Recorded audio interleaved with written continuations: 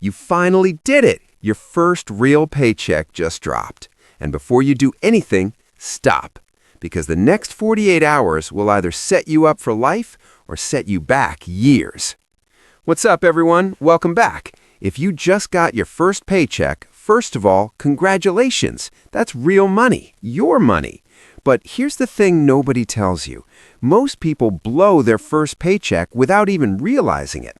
Today, I'm breaking down exactly what to do the moment that money hits your account. Step by step, no fluff, just what actually works.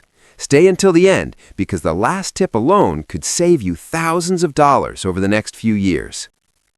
Okay, real talk. Take 5 seconds. Look at that number in your bank account. Feel proud. You earned it. Now close the app, because the worst financial decisions get made in the first hour of getting paid. You're not going to buy those shoes yet. You're not Venmoing 20 people. Not yet. First, we've got a plan to make. Here's something that shocks almost every first-time earner.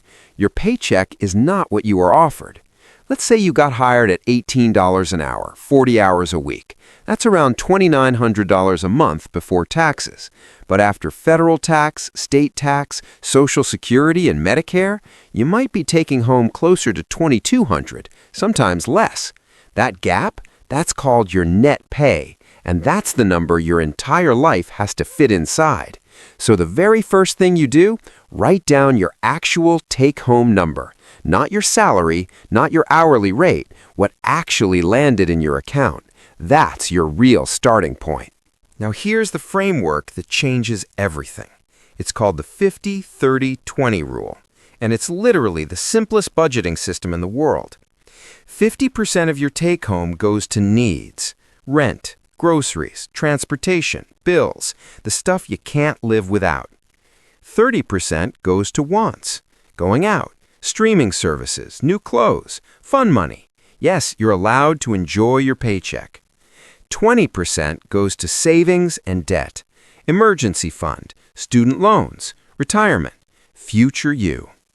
Real example, if your take-home is $2,000 a month, that's $1,000 for needs, $600 for wants, and $400 going straight to your financial future. Simple, flexible, and it actually works for real people on real salaries.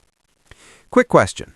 What happens if your car breaks down next month, or your hours get cut, or you get hit with an unexpected medical bill?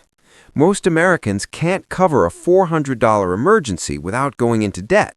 $400! That's why your very first financial goal needs to be a starter emergency fund.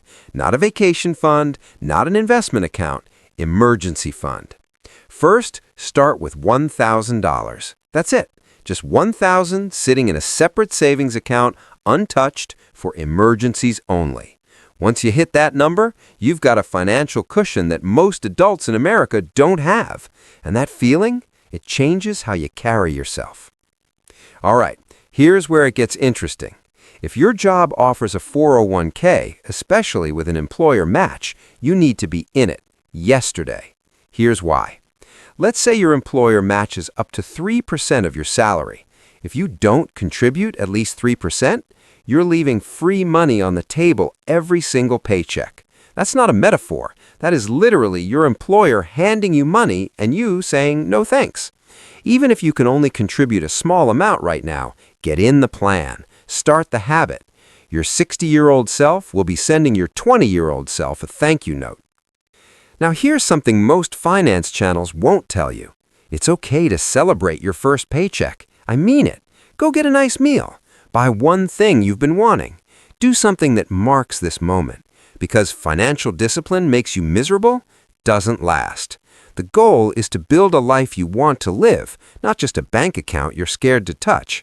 Spend intentionally, not impulsively. There's a difference. One purchase you chose, not 10 purchases you regret.